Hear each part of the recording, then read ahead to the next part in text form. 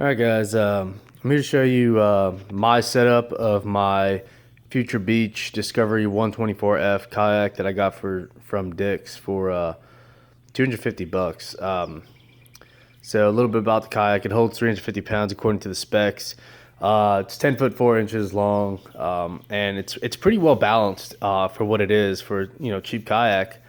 I can stand in it, I can fly fish, I can do whatever, I can move around and it won't tip over on me. I'm sure there's better kayaks out there for balance, but for 250 bucks, this works for me.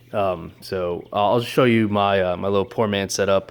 Everything I did on this kayak is reversible, and it can revert back to the a regular sit on top kayak. The only couple things I built were a couple rings here and the Scotty mount. That's the only things that were permanently drilled in. The rest is all reversible. So we'll start here. I have a Minn Kota Endura C2 30-pound thrust motor, and I took the top off.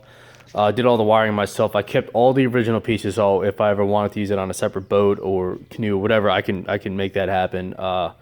And it'll take me about 2-3 minutes to reverse it. But I used this rubber cap from a Dremel that I had extra sitting around, and put a hole in it, put a rubber grommet, and it works fine. And, surprisingly, instead of using PVC like I've seen other people use, this all can be reversed, like I said. So can't beat that. I used this double-sided threaded bolt here. Got from Home Depot. It was like $2, and I ran my steering through there. This steering cable is just the rubber straps for like stretching at the gym. Like, normally I have handles on it, but this one, I believe these are like the 10-pounders. I might go to something heavier, but these are the thinner lines that can fit through my S-rings here. So it worked for me for right now, and we'll see how they hold up in the long run, but for right now they work fine. Also, I installed this pulley system up front so I can collapse it, the trolling motor, and lift it up if I wanted to. I used half of a PVC, cut that in half just for some extra leverage, and a key ring here with some parachute cord. So this works pretty well for me. The mount that the trolling motor sits on is just a 1/2-inch wood plank with some metal brackets, the L brackets, and I attach it to I think it's 1.5 inch, maybe 1.75 inch PVC. Can't really remember it now. Oh, 1.5 inch says it right there. And I use the original rod holes that it came with, and attached it at that point. Also using the suspension to tie it down, to hold it down. Use these the rubber suspension grommets. They have a spring in there. They're spring loaded, so if the trolling motor were going to take a hit, this whole system would take the force of it and won't damage the hull and won't damage the motor. So that was a great setup I got from this guy, who I think he did it on a red kayak. I can't remember off the top of my head what the guy's name was, but shout out to him for giving me that idea. He did it in a sit-in kayak, so thank God I, using ingenuity, put it on a sit on top. So next thing you'll see, I used a Plano 50 cal ammo box. It's plastic. I got this from Dick's as well for $10. This holds the battery, all the wiring, all the components. I put a switch here for the voltmeter. As you can see, it's registering 12.5 volts right now. It's fully charged, and I'm still having the solar panel, which I have hooked up in trickle charging. The solar panel runs on. This has a quick disconnect caps on it, and I use a quick disconnect regular extension cord ends for the trolling motor itself. So if I ever want to take it off, I can. That lights a kill switch for the reverse polarity switch, which I'll show you in a second. And this is the long range antenna for that as well. I'll show you a little bit of my wiring setup.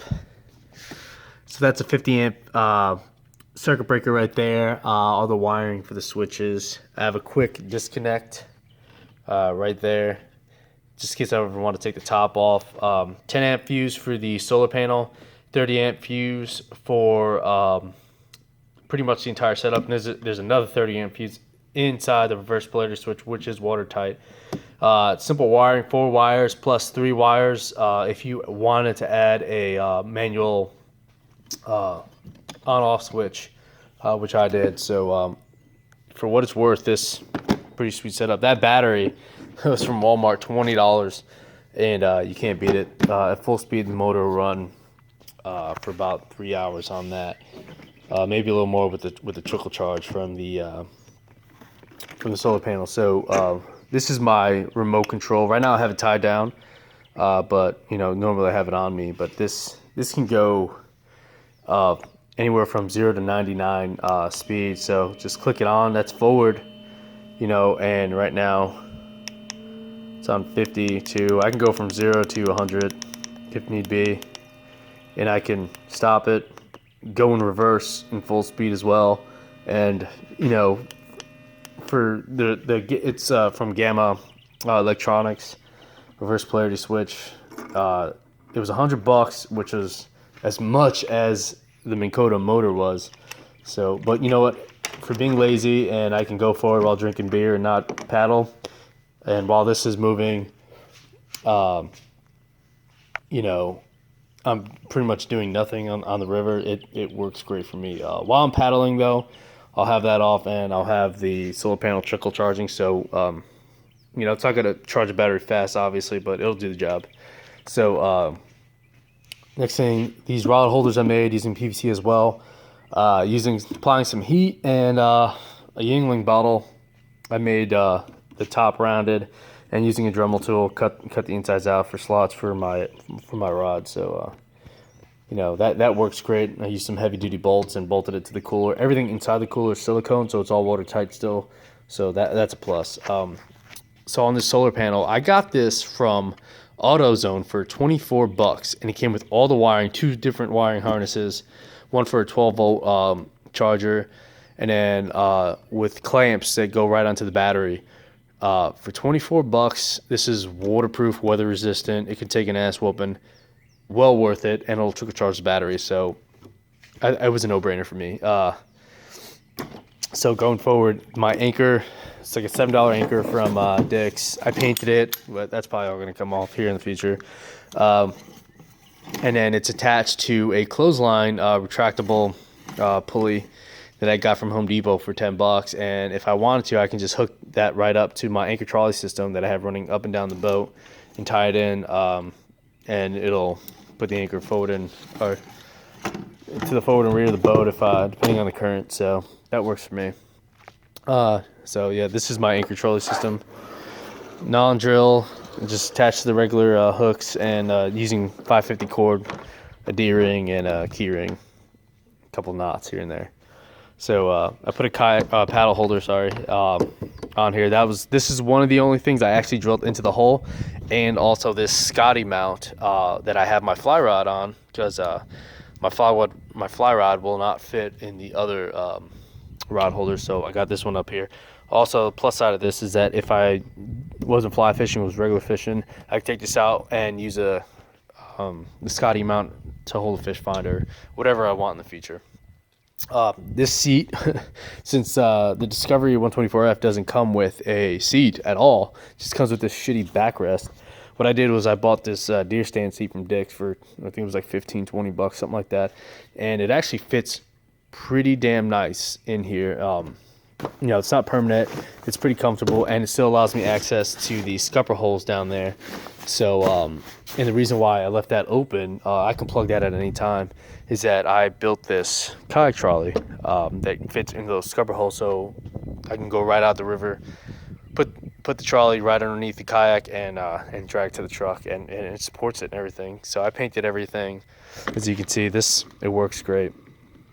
So I did a couple like little paint jobs here and there. It failed. Did the self-adhesive measuring tape. I got that from Dick's as well. Got this watertight box from Dick's. It holds extra fuses, battery tester, some scupper plugs, extra rings here and there. Just random things I can throw in there, a cell phone, whatever I want, wallet. And that's pretty much it. You know, I'm going to get a couple more graphics and put these on. I painted these stencils on it, and it looks like shit, I think. But for the most part, this is a pretty good setup for me. I'm 208 pounds. I can stand up in this. It holds everything. You would think everything being in the rears, you know, it would sink it, but no, it does. It holds up quite well. So if you guys have any questions, I guess just hit me up on YouTube, and I'll try to answer them. You know, if you want some more details on where I got some product numbers and all that and pricing, I'll let you guys know. I don't know if I said it before, but I think in the whole, I'm about $500 to $550. I bought some extra things while doing this, just because I didn't want to continually run back and forth. So I have a lot of extra things, and I had to buy some tools as well. So, you know, otherwise, it's pretty cheap option, all customized. It took me, you know, a couple days of, you know, after school. I'm in college now, just, you know, got out of the military. So a couple days after school, and this was all done. The longest thing it took me was wiring to make sure it was done right and didn't catch anything on fire, blow a fuse or something like that. So $550, this works amazing. You know, if you want something, you know, pretty much like this, you're looking at spending upwards of $1,000, $2,000 for like a Jackson big rig or something like that. You know, this holds me. I'm a bigger guy. Holds all my beer, holds the battery, everything works. Cannot complain. So if you guys have any questions, comments, leave them below. Thanks for watching.